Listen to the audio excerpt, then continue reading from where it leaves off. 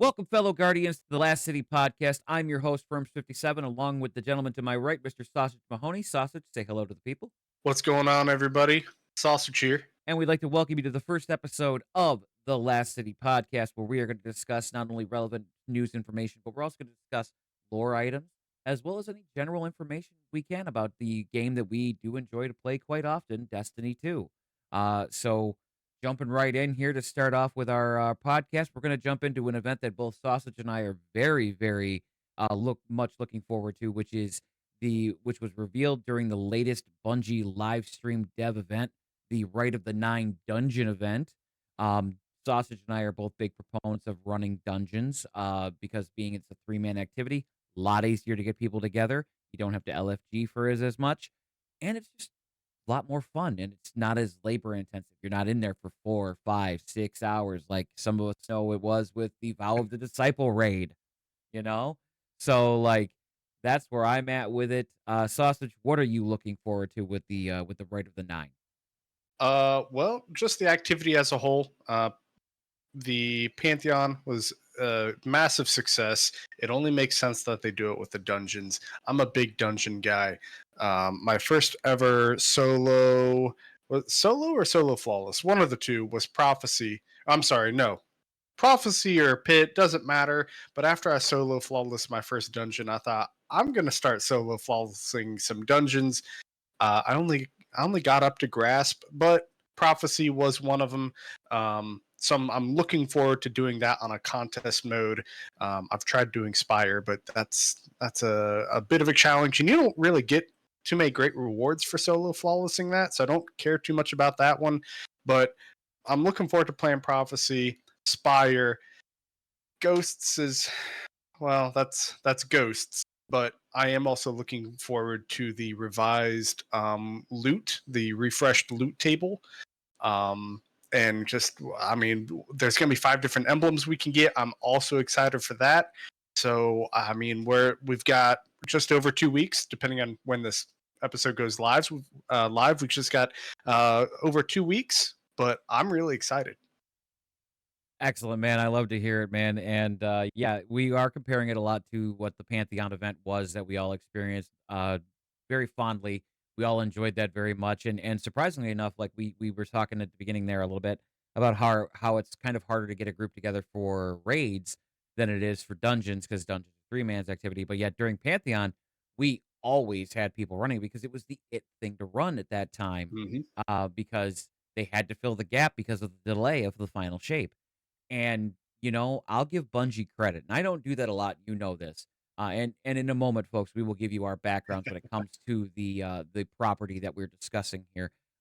You know as well as I do how much I don't really care for Bungie management with their decisions and stuff, but this was something that the dev team, and I doubt that management had anything to do with it, but I think the dev team scored a win with that Into the Light event and Pantheon, and by bringing that back with the Right of the Nine for the dungeon event is only going to make that just more long lasting. And it's like we were saying during this whole thing with like Into the Light and with Pantheon. We wish it would have been something that they would have kept in on a more permanent basis, but they didn't. But you're hoping that maybe they do reprise it. You know what I mean? Like, hopefully. What are your I thoughts? think that I think that there are plans to make Pantheon a yearly event.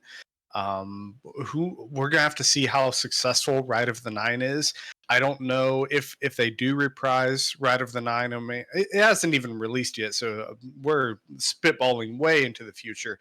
But assuming it's successful, I don't think that they're going to be able to call it Rite of the Nine again. Assuming that they do it. Yeah, I do believe that they plan on bringing Pantheon back, but I don't know for sure. But if they can copy and paste what they did with Pantheon with this, with some minor tweaks because it is dungeons rather than raids, if they can pretty much copy and paste the same strategy, I don't see why this isn't going to be a slam dunk. Dunk for Bungie as a whole, because as much as I complain about the game, I don't want the game to fail, because at the whole, it does bring people together. It brings communities together, and it is a solid game, especially the lore, which is what attracted me to that. So kind of segueing into this, let's go ahead and let's give the audience kind of an idea of what we started with, how we started with Destiny, what our story is with the franchise. So I will yield the floor to you, sir. Feel free to give us your backstory on this, and I will yield the floor. Well, so I have a brother. Clapinator L. Shout out to my brother, but he had an Xbox. I had a 360, but he got the Xbox One because what? Real quick, was D1 on 360? I thought it was just Xbox One. I do I believe it don't was know. on the 360. Yes, I do believe it was. Okay. Regardless, you know, he got it. I didn't.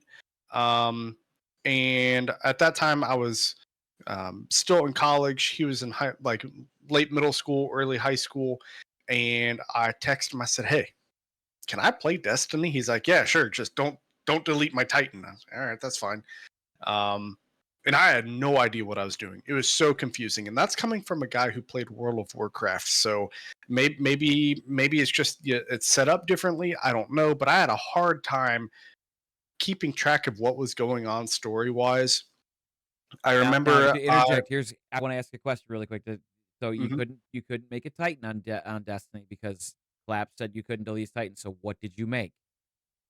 Well, could you well I know that I made a warlock because I was a Okay. warlock main in World of Warcraft. So I'm like, well, I'm gonna be a warlock main in Destiny. I mean, that makes Um, sense. Okay, yeah. cool, dude. I just wanted to Uh, clarify that for the audience because, that's the thing is you could only be on an account. You can only have three classes, which is Titan, Warlock, and Hunter. And if you already have a Titan, you can't make another Titan. So that's why I wanted to make sure because this man over here is about to tell you something, what he mains now. So back to the floor for you. so I took my warlock, went through the Black Garden, did all that. I completed the main campaign of D1, and then I was like, what do I do now? And my brother said, what do you mean? I went to Mars, and that's when the Red Legion, or was it the Red Legion? Regardless, the Cabal showed up. I'm like, who are these guys? I barely even know what the Reef is. I don't know what the Awoken are. And now we've got these rhino kangaroo people running around with like massive shields. What is going on? And I end up dropping it. But then fast forward to June of 2020, I had a PC. Everything was shut down because of COVID, and Destiny 2 was on Steam. So, and it's free. So I downloaded it. I'm a Titan main now. I have all three classes, but Titans rise up, right? Um, and that I remember I had no idea what I was doing, and I discovered Gambit, and it was about Forsaken, maybe a little just after Forsaken. Regardless, Gambit was still pretty fresh and new, so I'm like, oh, this is really fun. Gambit Prime, all that good stuff. And now, you know, now I mess with my drip a lot, my cosmetics, and I like to I like to do dungeons a lot. I did, like I said earlier, I did some solo flawlessing things, but after grasp, all you really get is an emblem, and I don't care about emblems that much. So I haven't done all the newer content, but maybe one day. And hopefully, maybe one day I'll finally solo a dungeon. I've yet to tackle that and that deal. I do kind of consider you the dungeon master now these days because that is what your passion is the dungeons. So That's true. I'm all about calling you what you are. Um, so kind of like you, and segueing over to how I fit in with the franchise here. Segueing here, I got into Destiny by pure chance, and I knew nothing about the franchise, knew nothing about Bungie, and so and I knew nothing about Halo, not even knowing that Bungie had made Halo. So knew nothing of that either. I literally saw I had bought an Xbox One, and the only game I had at the time was Madden. And I was like, I don't want to just keep playing football. I need something that I myself can actually play. And I found Destiny on eBay for like $2 with free shipping. So I was like, okay, Pretty good deal. I'm gonna go ahead and do that. So I bought Destiny on that, played it completely solo, and it was the edition that had the Taken King involved with it. So I had everything other than Rise of Iron. and I literally just played the campaign, and as I played the campaign, I fell in love with the story, I started falling in love with the lore, the grimoire cards that were popping up in Destiny 1, I didn't go on the internet to find them myself, but Mhm. finding out later on, what they are was really fantastic. Um, Discovering all the lore and then seeing Destiny 2 get announced, like seeing it on the internet and Destiny 2 being the thing that everybody was talking about, I was like, this looks too complicated for me over what Destiny 1 is. I don't think I'm gonna make the transition until Beyond Light. When Beyond Light hit, it hit Xbox Game Pass, which I have been subscribed to Xbox Game Pass since day one, since they launched it. Because I'm sorry, it's one of the best deals in gaming. If you don't have it, not sponsored, please consider it. Um, but because it was on Game Pass and all of the expansions were free, I was able to go back and play everything from the beginning of Destiny 2 onward, and it continued the story. And I was like, this is fantastic. And I switched over wholeheartedly. I still have Destiny 1. In fact, um, Mhm. I still play it every once in a while, but for the most part, and I've always been a warlock. I'm a warlock main. I started on warlock number 1 because when I was reading the classes, when I was seeing the breakdown in Destiny 1, Space Wizard made me go, yes. That's where I went. So that's how I got into Destiny. And as people can see with the recording of the show, unfortunately, my friend Sausage cannot see it because he cannot see my camera. I am wearing the official Tower and Chill emblem as a t-shirt, Well, which is if we're gonna talk about uh you know you know this sort of thing real quick, I mean, I've got the cookbook. If you guys enjoy cooking, again, not sponsored, but if you guys enjoy cooking, grab the D2 cookbook. I've had a few of the recipes; they all hit. And there's a little code for an emblem. But I've also got the Gallerstein right here. There's supposed to be a cup in here that you can remove to wash it. It's not in here, but yeah, this is also a nice little D2 merch. Get yourself a cookbook and Gallerstein hashtag not sponsored. not that you can see it right now, but I am holding up my Oryx Funko Pop. So I mean, just saying, just saying. Is that Orange something we should Daddy. is that something that we should put like hashtag not sponsored? I mean, that could be one of the parts of the title is hashtag not sponsored. That could exactly be what it is. All Cool. right. So now that we've given kind of our background and how we got into the game, which it both seems like we both got into it by complete randomness, not that we had predicated, even though you yourself were a Halo player before that, as you've told me, Yes. because you knew you were familiar with Bungie, you were not familiar with Destiny, but you were familiar with Bungie. So the mechanics had Correct. to be somewhat familiar for you, having come from Halo to Destiny a little bit. To a degree. So Halo 1, 2, 3, and ODST, there's no running mechanic. Reach did have a running mechanic, and because it was change, I was like, I don't like running, but now it's like, why can't I run? But it's the same company, same for the most part, same devs. The gunplay always feels great. Grenades feel great. There were a lot of similarities, but the space magic portion of it, it's very similar while also being a completely different beast at the same time. Unless you've played both, you can't really understand how similar yet different they are. Exactly, and I mean, and we've spoken on this before. It's a goal of yours and Claps to get me through the whole Halo stuff. We've actually discussed that because I've never played any of the Halo because I was a Sony guy, and I was Nintendo primarily as a kid, Yep. Nintendo and Sega, and then I switched to PlayStation with the PlayStation 1, and I was PlayStation up to PlayStation 3, and then my friends all switched to Xbox, and that's when I switched to Xbox, and now I've been Xbox ever since. So, there we I are. grew up with Nintendo. My first console was a 64. Then I got the GameCube. I got a PlayStation 2. I got I had some of the Game Boys and DSs. Then I got the 360. I got the Wii. When I graduated college, I got the Wii U. Um, then my friends helped me build a PC. I bought myself the Switch, and I still play it occasionally, but for the most part, I am a PC guy now. Lots of indie titles, which, as you know, I'm assuming we're going to plug our stuff later, but lots of indie stuff on my channel. Anyway, plug is over. All right. Well, circling back to the Right of the Nine event, like I liked how when they showed us in the dev live stream what the social space kind of looked like. I Hmm. liked that We're getting that full on 9 aesthetic. We're getting that. It looked like Eternity, the PvP map, but Mhm. and the fact that like they revealed that tower in the background is always getting closer depending on what week or something is going on. If I remember correctly, right? Did they said something like that tower in the background is significant? So it's not going to be getting closer as far as I mean, it could be maybe. But the tower that was in the back that you saw, like way out in the distance, that's the one you're talking Yes, about. That was the tower from Spire of the Watcher. So every week that's when it changes dungeons, it's going to have a different skybox depending on the dungeon. That's okay, I thank you. That I couldn't remember if I got that right or not, but yes, okay, so that I think that's a cool thing to let you know if you're totally oblivious loading into the activity, all you have to do is look to the sky and you can see, "Hey, that's the dungeon that's starting us Mhm. off this run." This is the beginning dungeon. This is what's kicking us off, which is nice so you know how to prepare yourself. Um, I'm very excited for it. I think like you and I have discussed a lot, we're going to run the absolute crap out of this when it is live.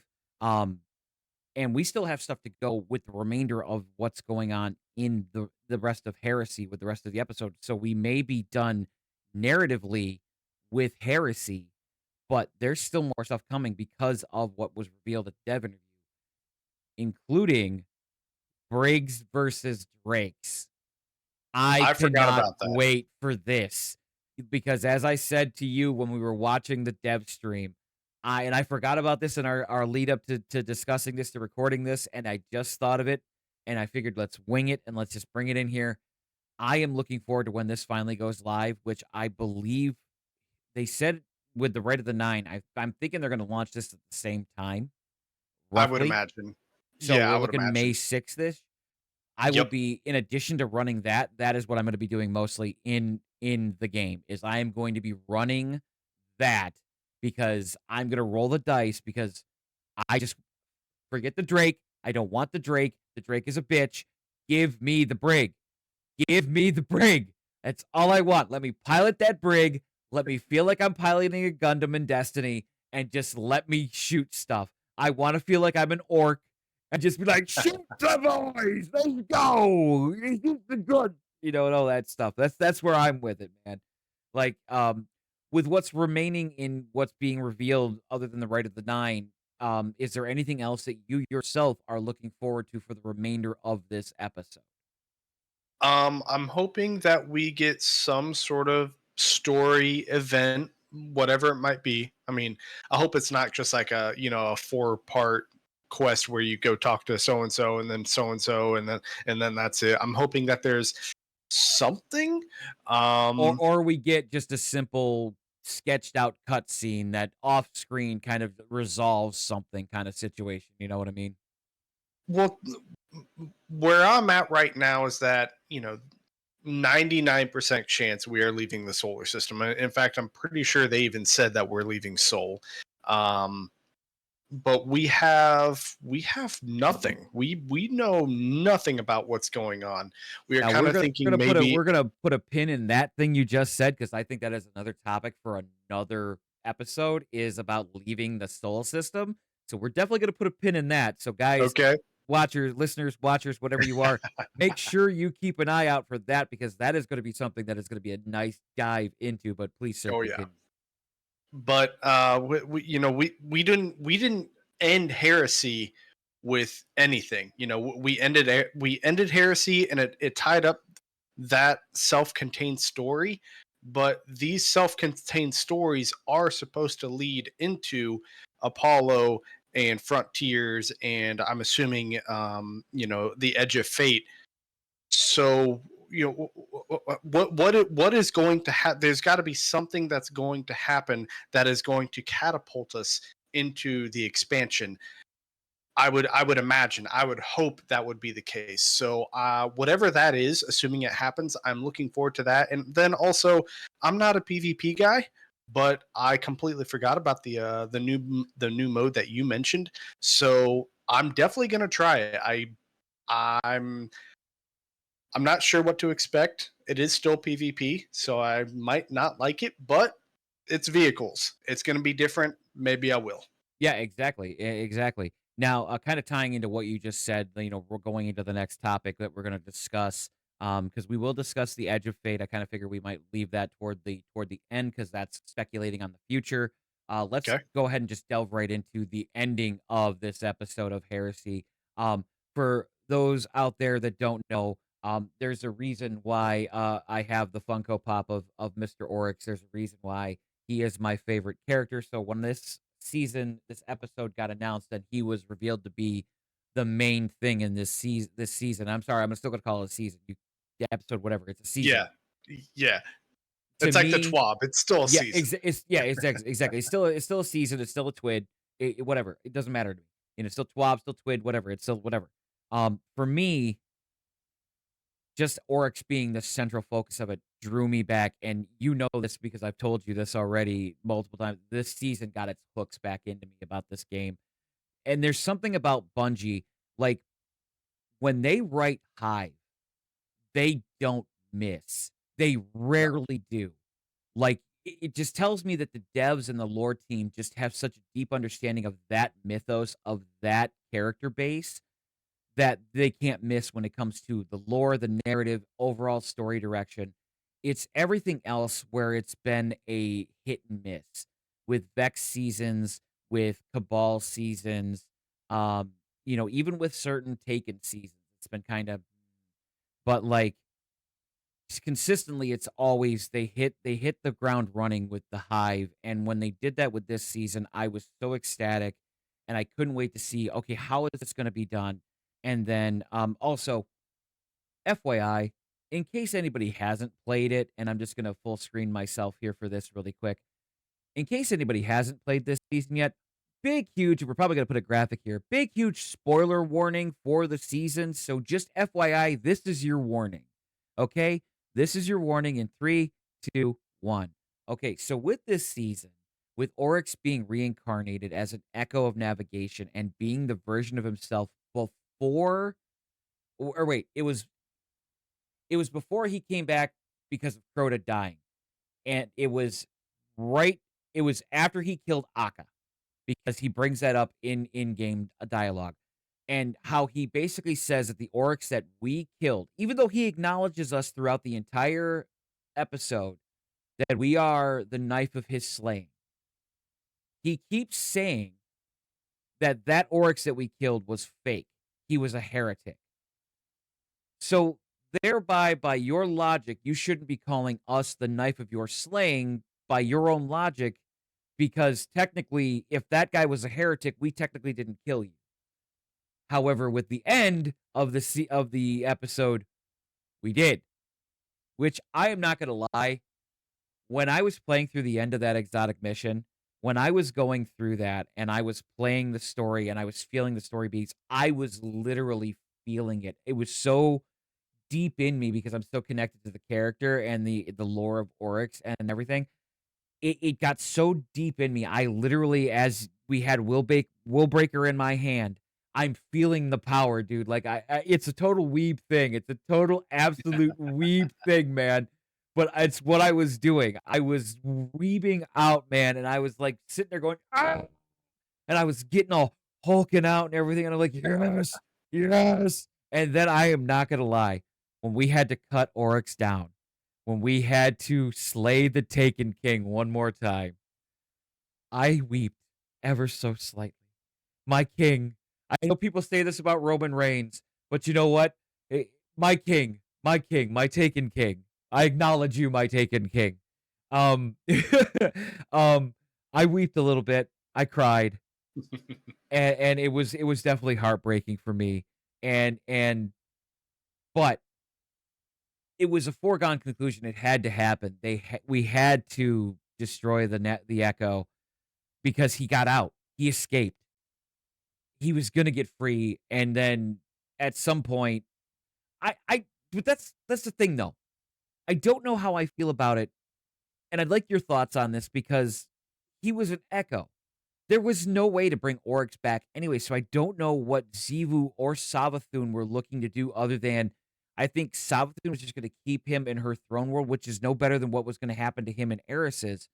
So you would think that the Echo, knowing that his corporeal body is dead, he would want to, and he fought it at first, but then at the end, where when we got to the opening there, where we spent every time to fight the Tormentor at the end of the Nether, he just submits to it. Just like, "This is the way anyways." Not that it's a Mando quote, but, like, Hmm. so that's my take on how I felt, and we'll discuss what happens at the apartment here in a moment. But having you went through it because you go through all the story stuff with your brother with Clap. So I want to get your thoughts on how that whole situation, how the final mission for you went, what you were feeling, and how you felt that the story to that point had wrapped up and everything. So please. I want to be careful saying this. I was a little disappointed. The reason being, um, first off, we don't even really know what an echo is. We know it came from the Traveler after we defeated the Witness. It's like a combination of light and dark. We know that, Right, but because we haven't ultimately, really in the 2 episodes before this, we really haven't gotten any kind of an explanation no. as to what an echo truly is, other than it's a merging of the Traveler and a piece of the Witness into and, we can go on for days and, we can do another episode about how Maya Sundaresh was so underwhelming and how episode Echoes was just and we could do a whole episode just on that. Just how Hmm. episode Echoes was just an absolute disappointment, both narratively as well as gameplay, activity wise, and like I think that's a good idea. But like and Revenant for me was not any better. This one they redeemed themselves, kind of tying into what I said earlier. But apologies. Continue with But your statement, sir. but we don't know ultimately what an echo is. I think it's fair to assume that it has incredible power, as we saw with, and spoilers here for anyone who hasn't finished Revenant. Have you finished Revenant?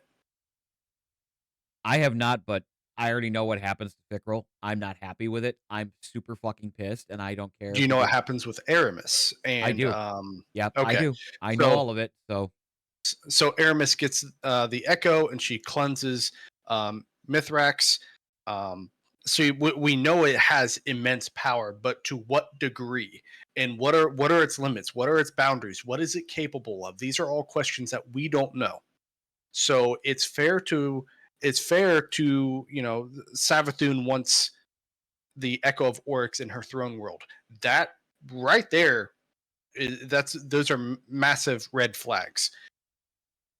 So I understand why we destroyed him. Um, One thing that I feel like Oryx is a very logical person or logical character. I don't know if Oryx is a person necessarily.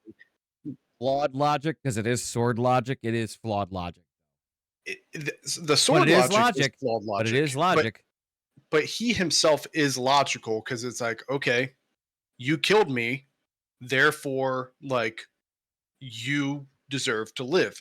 Everything that happens, he's like, this happened, therefore this must happen.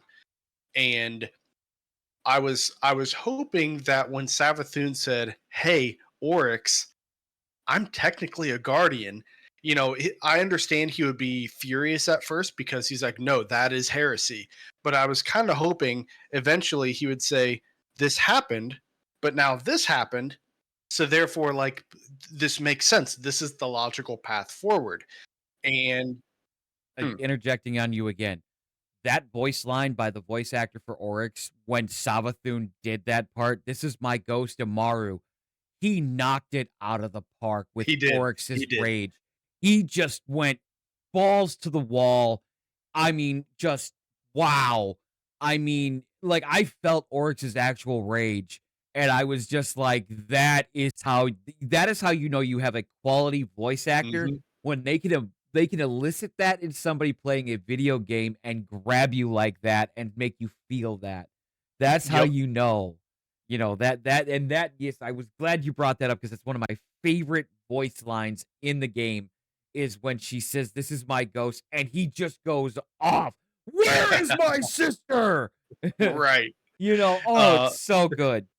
I really like the line, the dialogue.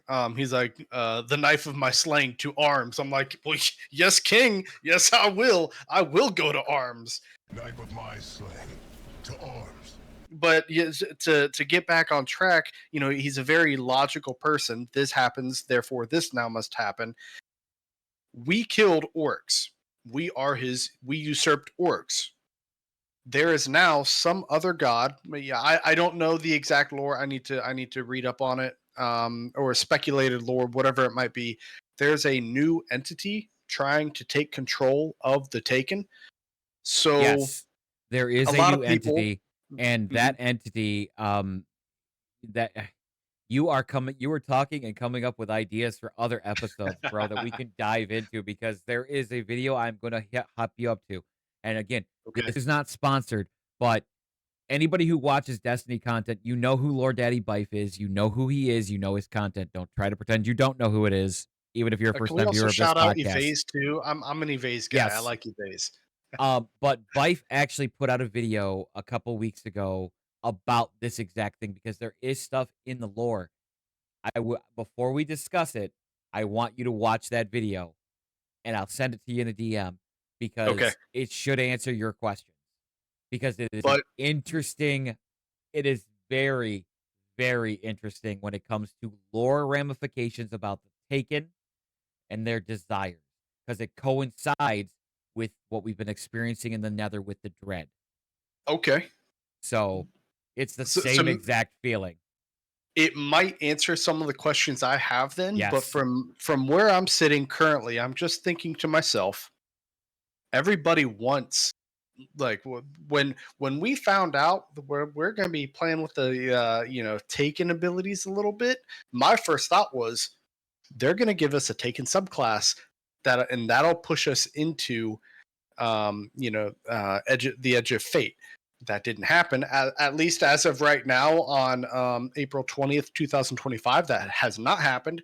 But I was kind of thinking, okay, that's going to happen. We might get a Taken subclass. And then I was thinking about it even more, and I thought, if Oryx is such a logical person, and he realizes someone else is trying to fill that void and become the new Taken King, I was kind of hoping Oryx would say, okay, my sister is now a guardian for whatever reason. This tiny little human killed me for whatever reason.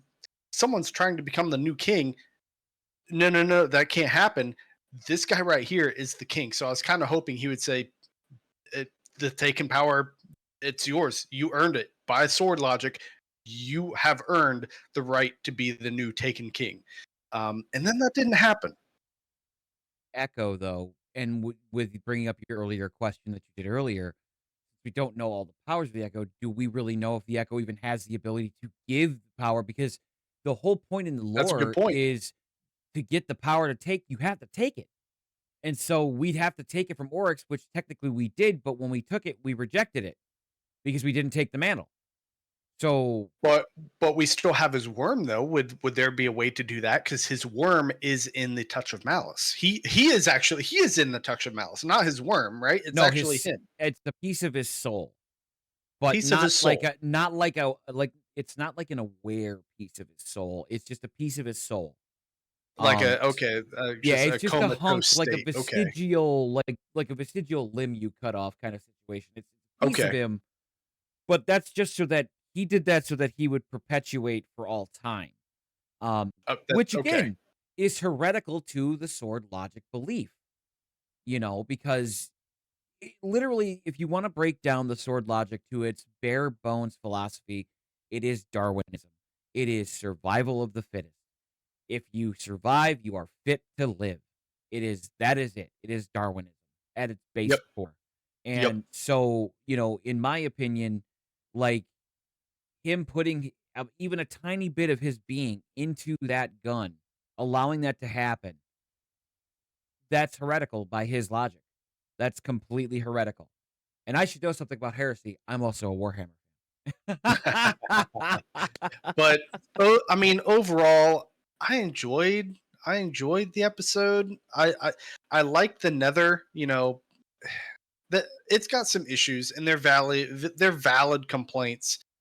Just how I like the coil, and I there were think with some the valid complaints with that too. Right, but I think the coil was a really good activity because you got really, really good end game loot by running Yes, it. that's my biggest issue. With the Nether, you got the same loot, and none of it was like good stuff. Like, Yeah, there were a couple guns that had really good rolls, but mhm, we're just here for the shinies anyway. We're here for the adept weapons. yeah, But the drop rates were so abysmally low, and then Bungie, with Act 3 said, "Oh, we're going to boost it." And I'm thinking at this it's too little, too late. yeah, I'm going to finish up the act and I'm not going to care until Rite of the 9, and then once yeah. Rite of the 9 hits, I'm not going to run the Nether anyway. I might No, run it to, complete some seasonal challenges, some episode challenges, but I have no desire to go in there because I mean, I've been because there, we done we that. had we had to grind it enough during the actual seasonal activity or episode activity, whatever, in order to get some of the episodic challenges done that we could get XP boosts for Mhm. and bright dust and all that stuff. So, and that's the thing that I've never cared for with the seasonal model is the shoehorning of having to do the seasonal activity as part of the story. It's one of the reasons I really loathe Season of the Deep because the entire Mm. story was either tied to deep dives or salvage. You had to do it. You couldn't get around it. And that's kind of why I didn't play a lot of Echoes either, because you had to run a lot of the seasonal activity as part of the story. I didn't run Revenant because Echoes burnt me out. And I was like, when I found out about Fickrel, I was like, no, Fickrel was the one enemy in all of Destiny that was truly unique and interesting because yeah, they sheltered the strike away, which I'm sorry that was stupid because there was a logical lore specific reason why that strike had to exist. Because I'll be of honest though, I did not like that strike. the I was off. strike I didn't sucked. like it. Strike sucked as far as a grandmaster, as far as even just a regular nightfall, but from a lore perspective, Yes. unlike every other strike that we have in the game where you have to suspend disbelief and you basically have to sit there and say, "Oh no, no, no, we're suspending disbelief because, this is a pocket time, same thing with running the dungeons." With Fickrel, it wasn't. You had to run that every week because he respawned because he's a scorn and because Yep. they don't die. So like getting rid of him and getting rid of his strike number one pissed me off because like there was a logical reason to keep it in there. You could have put it in with the legacy stuff like you did with the raids and everything because it is a lore specific reason. But to do what they did to him at the end of the season, to take away what made him unique and to make him permanently dead, I that is a huge to me narrative misstep and a misstep from a game's perspective for a end game boss or Well, real any kind quick, of boss. are we going to speculate on Edge of the Nine, or the Edge of Fate? Because I have I have, my spin foil hat theory about what characters may or may not show up. You know what? You know what? That's a perfect segue into the last part we're going to talk about then, which is, the reveal of the Edge of Fate. So, by all means, if you want to put on your tinfoil hat and we'll add it in editing, um, you know, by all means, the floor is yours. Um, and like I said, I'm just speculating. I have no proof. I'm not a leaker, nothing like that. I think that this is going to be soft reboot is not the correct term for this, but that's all I've really got for it. The Light and Darkness saga is over. The Witness is dead.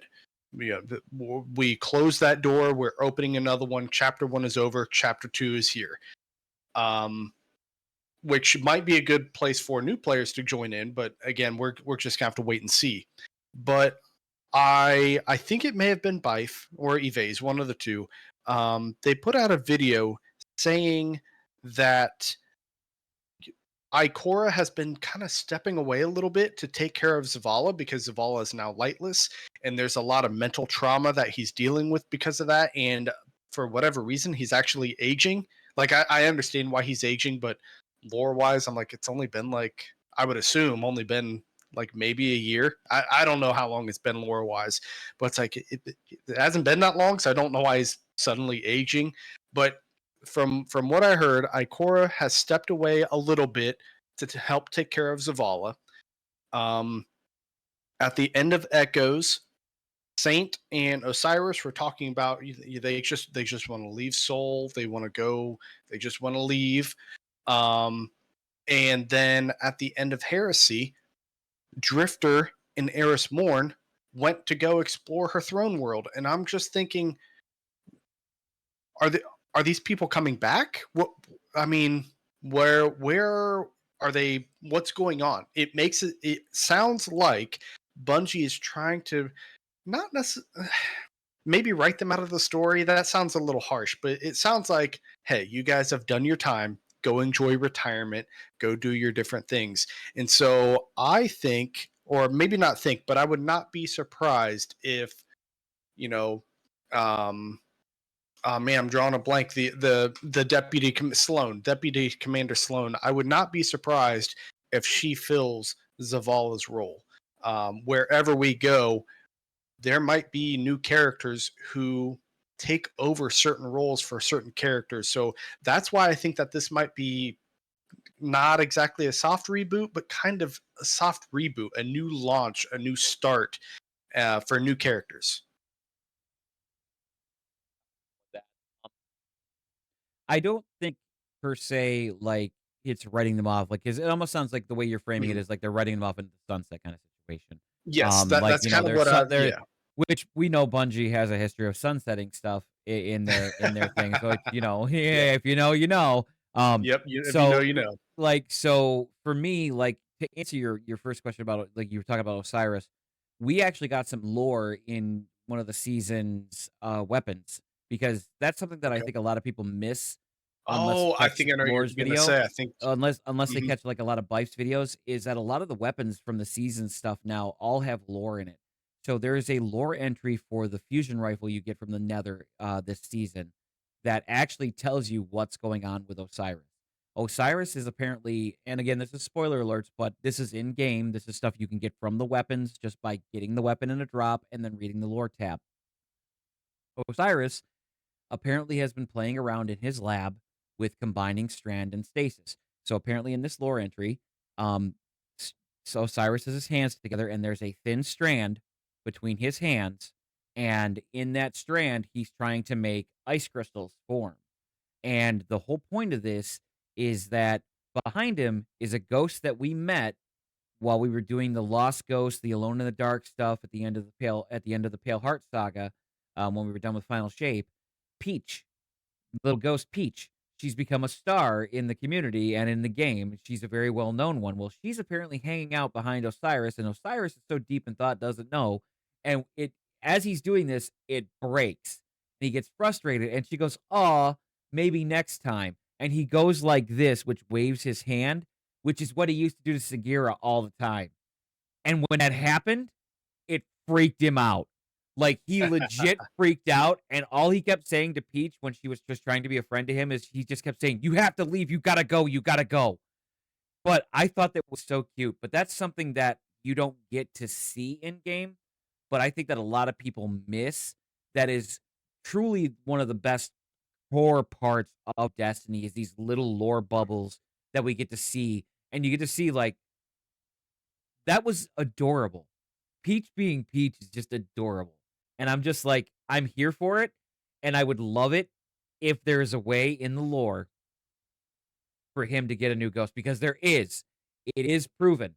It has happened because, and we've discussed this, my favorite lore in all of Destiny is the lore of the gun Thorn, which also ties into the lore of Dredgen Yor and Shin Malphor, who Gambit stands like this guy over here know those names because they are directly tied to the Drifter. Um, And however, Drifter is one of my favorite characters, and if we ever do a an episode on Drifter, we have not seen Drifter's ghost in game, but I really want to. but Anyway, in the lore for Thorn, when it's telling the history of the era of the gunslingers, which was in the early, this is before the last city was really built. Um, Shin Malphur was a boy, and I did not know this until recently, but Shin was born, a baby, died instantly, was rezzed by a ghost. That ghost died.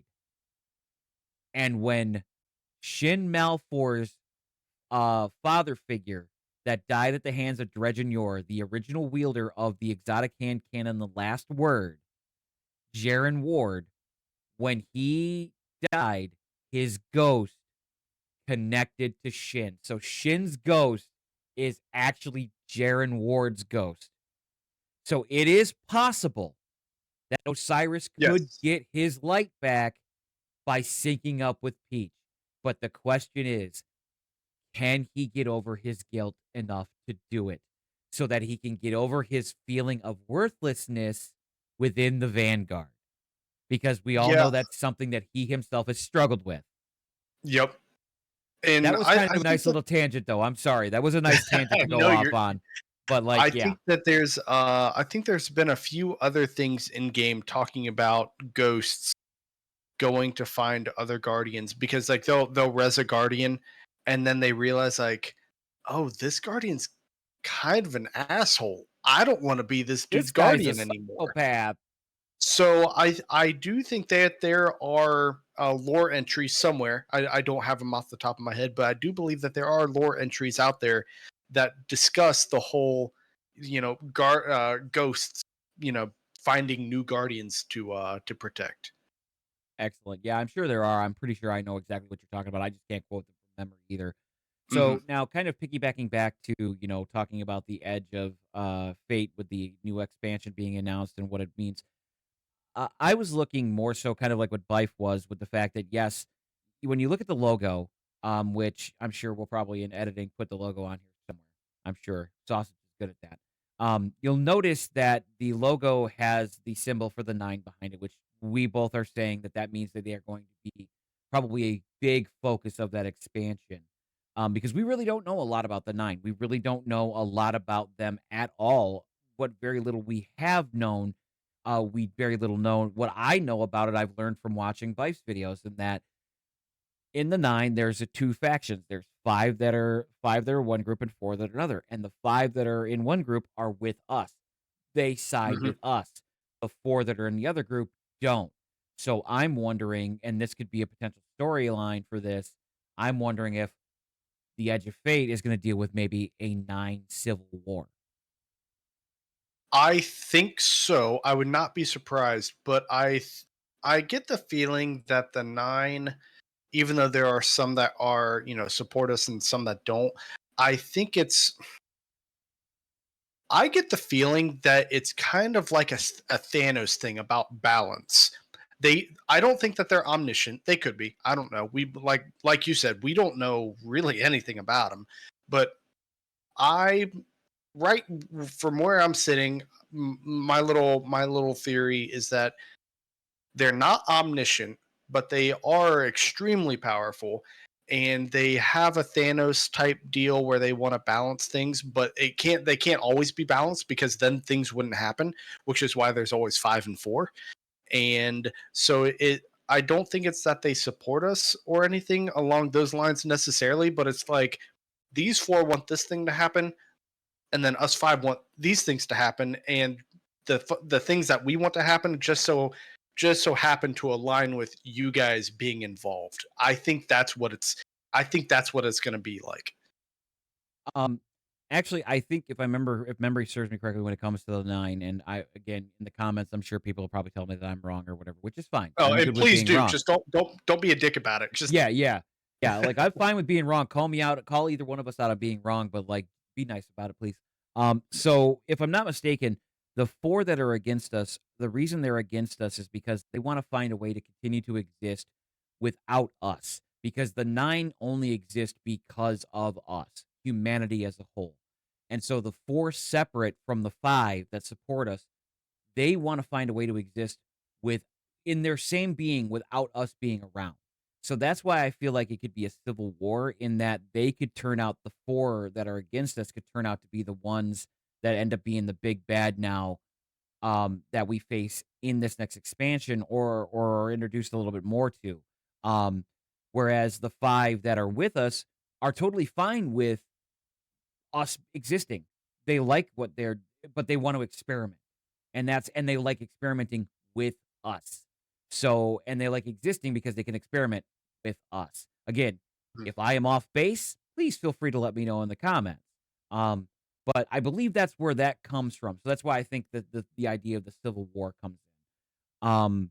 As far as for my expectations for the expansion, with the fact that behind it is it's an anomaly. It's a spatial anomaly. It almost makes me think like, are we looking at like, because you kind of pigeonholed it into earlier where you said like we're leaving the soul system. That anomaly could be a wormhole. It could be a black Y hole. It yes, could so take us to the edge of the universe. Hence the edge of fate. And the edge oh, of fate could take us to meet the 4-9 that, have been off screen, or we could be completely wrong and Bungie is throwing us a red herring and instead we get warped and it's the Winnower we finally see and he looks like Gold from Adventure Time sitting there just menacingly looking at us going, "The fuck are you doing here?" uh, You know? But you know, before we knew anything of what that was, before we knew any of what's going on with the Rite of the Nine and all this stuff, before we knew any of it, back when Vesper's Host came out, or maybe it's like right when Heresy came out. I had this idea that because we still don't know what the port, it might be a portal. The thing in Vesper's Host, the big construct in the background, we still don't know what it is. We know that there are messages being sent back and forth. One of them, the puppeteer was sending messages and trying to there was something to do with messages, and so I thought, okay, this is a portal of some sort.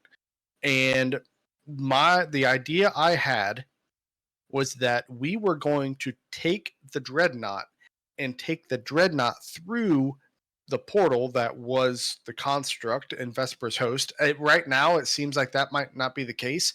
And if that's not the case, I wonder what that big construct is.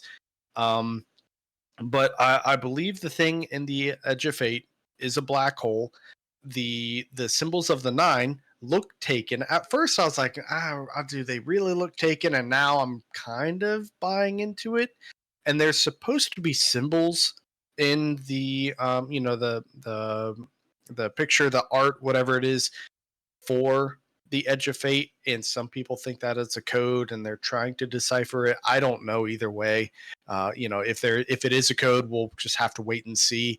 But I have no idea. those look in the overall like image, like how they're rotated and stuff, because that's just the No, basic 9 symbols. Yeah, okay, just no, wanted to there. It's clarify. like in like the bottom left corner, like a bottom left corner, but on the actual bottom, and then in the top right side of the picture, coming down the right side, there's like plus signs and like just random symbols, and so people are thinking that those symbols are a code, but I don't know enough about it. If it is a code, we'll just have to wait and see. I mean, but it definitely is a black hole, and I'm wondering if the black hole is how we get to a different place. Onto something though with that stuff on the side, and the internet might be onto something too, because you bring up the Vespers host device and the transmissions that were sent because we were told in game that something was sent. So we do know that transmissions are being sent and received in this device. So Yes. you have that question mark out there, and yeah, you've kind of changed my thought process on it now a little bit. I still think the 9 are still gonna be heavily, heavily involved because Oh clearly yeah. they gotta be because like, we've gotta have something to replicate, um, going on with this. Because, we forgot to discuss, and we're gonna circle back to this really quick before we wrap up for the episode. Um, we also forgot to talk about after we killed the Echo, what happened in the apartment because we get told to go back to the shaping slab. We get there and we get told to go talk to something in the bedroom, and it was the worm. It was Savathun's worm, and she was speaking through it. Basically told us the kid gloves are off. You thought I was nice before. I'm pissed. you're donezo. So we still have her to deal with. So and we still have Zevo Wrath to deal with. So I understand kind of where like this could be especially with the changes coming to the armor system, with the launch of Frontiers. Um, Which I I'm think it's excited for, by the way. and I think it's I'm gonna be a good excited. jumping on point. I think it's gonna just like with any expansion though, you're always gonna get an influx of returning players, you're gonna influx of new people. But I personally think that if they pull this off correctly, if the narrative team and the dev team can pull this off, I think it could bring Destiny 2 back to its heyday pre Beyond Light. As far as playership, but it is also still possible that they could have burned their bridges way too much. Like you and I discussed this, and full disclosure for the audience, I with the Bungie mismanagement of what happened with the layoffs and all the different horrible management mistakes they made with the money they got from Sony, and the utter gutting of their business. And Um, all the cars. Don't forget the cars. yeah, the Pete Parsons stuff just was happenstance that it came out at the same time with the layoffs, and it came out later because I won't lie, and I'll be real with you. When that came out, I was mad because it's like it basically looked like he was basically look at all the money I got, but then it came out that it was not there was any no malice. It had nothing to do with that or anything like we had no malicious intent whatsoever. So I after that I got over it, but it was the sheer mismanagement of the funds and how they instead of making sure that they spent that money on something that is currently making them money, that is their only sustainable income that people are already complaining about is broken. There are bugs. The monetization is absolutely ludicrously terrible.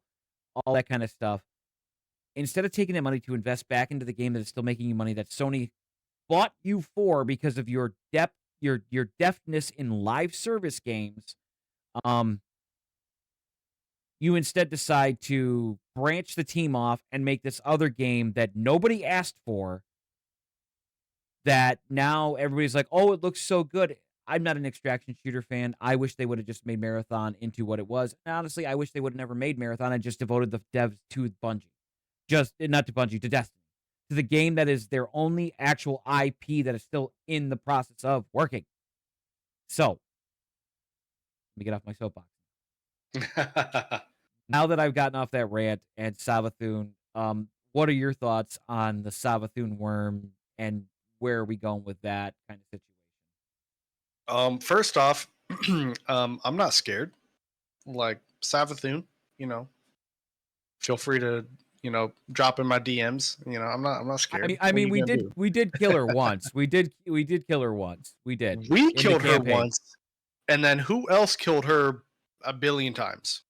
I mean, Saint got really mad. Saint got really mad, stomped her over and over and over and over, and then also, Which don't to we this have a day, hive god? the fan base still wants to see that brought to life. And I'm like, please, if anybody out there that is I'm gonna full screen this. Hold on. If there is anybody out there that is a animator that is watching this podcast that is a huge Destiny nerd, please, please animate Saint curb stomping the absolute living crap out of Savathun. Give the community what they want, please. Okay, But but but we also, we're pretty good friends with a hive god too, and a proto worm, you know, just hanging out on Titan. So I'm not afraid of Savathun. She can make all the threats she wants, and she is, cunning. But you know what? I'm really good at punching things. Really good at, yeah, I get that, dude. That's a great Titan mentality. But here's the thing: I think you're missing. That is the part that I don't know because I don't pay attention to the whole vibe of the entire community or the whole Destiny 2 community because that's just it's too toxic for me sometimes. yeah, yeah. However, for me, like, um,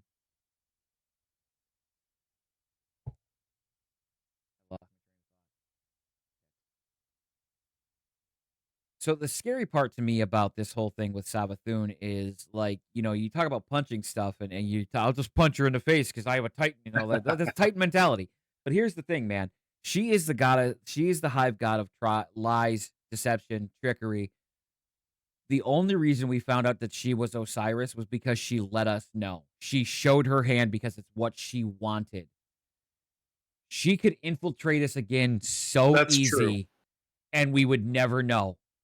And then But she could destroy. But I'm telling you, man, you gotta remember what her core tenet is. You have to remember that. You have to respect the swagger. yeah, but like, all right, so if someone goes and robs a bank, are they going to come back and rob the same bank again? I don't know. I mean, she could, infiltrate the tower again, but she's already done it. So we kind of would we expect to see that sort of thing again? I don't know. I mean, from a lore standpoint, I don't think that she's going to. I don't think Bungie is going to reuse the exact same, story elements. But I don't know. We're But if just I'm gonna have not to wait and see. mistaken, though, if I remember correctly, and I may be wrong, and if there's any new lights that have played the new light campaign, let me know. But I think if I'm not mistaken, if you create a new character, if you wipe a character and start from scratch, and you go into the tower for the first time, there are barriers in place now that apparently scan for hive worms in your body to Oh, detect if you have one. okay. So but I guess that's not going to matter because Savathun doesn't have a worm anymore because the worm is in Eris's apartment. So, all right, well, I'm gonna say this, man. I think we've covered quite a few topics. I think it's been an excellent chat discussion. I'm gonna be definitely looking forward to seeing what the comments are for these posts, and hopefully people enjoy our discussion and people want to engage with it. And we hope to continue to expand. First and foremost, let's let the people know where they can follow us other than on this podcast. So, Sausage, I yield the floor to you. Let everybody know. Oh, all right. I'll try to make it quick. Um, as I said, I am Sausage Mahoney. I am on YouTube and I am on Twitch. Sausage Mahoney 1992, Sausage Mahoney 1992. I'm sure you'll see like a red dragon logo somewhere around here. That's me. I play a lot of Destiny, but I also play a lot of indie games on both YouTube and Twitch. And that's all I'm gonna plug. Well, then, okay. Thank you very much, Sausage. As you can tell right here, my name is Firm57. That is the name on all social medias. You could follow me over on TikTok, where I do post clips from my Twitch streams, as well as I do original comedy content as well, and I do some kind of comedic skits. I'm also on YouTube. That's where a lot of this content is going to wind up going. Is YouTube. I do post YouTube Shorts, but I also try to make long form videos. I do Destiny narration lore videos that I've done in the past. I've also started delving into Warhammer lore narration videos. Um, again, Firm57 on all platforms. That's going to be where you could find me at. So that's going to be it for us here at the Last City podcast. Again, my name is Firm57. That is Sausage Mahoney 1997. Thank you guys so much for tuning in. And remember, eyes up, lore down.